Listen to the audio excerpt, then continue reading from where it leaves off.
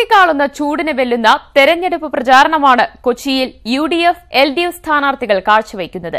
ഇതിനിടെ കോളേജ് വിദ്യാർത്ഥികളുടെ ഹോളി ആഘോഷം UDF സ്ഥാനാർത്ഥി ഹൈബി ഈഡനെ നിറങ്ങളിൽ മുക്കി.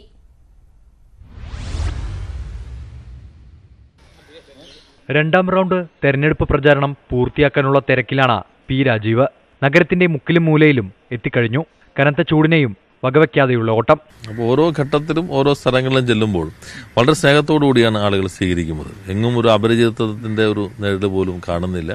നല്ല വിജയപ്രതീക്ഷയിലാണ് മുന്നണി പ്രവർത്തകർ. അവരെല്ലാവരും വിശ്രമരഹിതമായി ഈ സന്ദർഭത്തിൽ പ്രവർത്തിച്ചുകൊണ്ടിരിക്കുകയാണ്. ആലുവ UC കോളേജിൽ UDF സ്ഥാനാർത്ഥി ഹൈബി ഈഡൻ എത്തുമ്പോൾ ക്യാമ്പസിൽ ഹോളി ആഘോഷം. നിറങ്ങൾ വാരിയെറിഞ്ഞ വിദ്യാർത്ഥികൾ സ്ഥാനാർത്ഥിയെയും വെറുതെ വിട്ടില്ല. ഹൈബിക്ക് നിറം കൊണ്ട് അഭിഷേകം.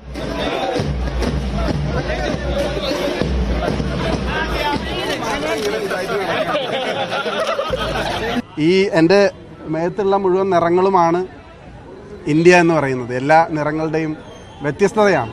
അത് ഉൾക്കൊള്ളുന്ന സംസ്കാരം തിരിച്ചു കൊണ്ടുവരാൻ വേണ്ടിയിട്ടുള്ള പോരാട്ടമാണ് ഞങ്ങൾ 2019 നടക്കുന്നത്. അതിൽ എറണാകുളം ഏറ്റവും മുമ്പിലുണ്ടാവും എന്ന് മാത്രമേ ഞാൻ ഈ അവസരത്തിൽ പറയുന്നുള്ളൂ. ന്യൂസ് 18 കൊച്ചി.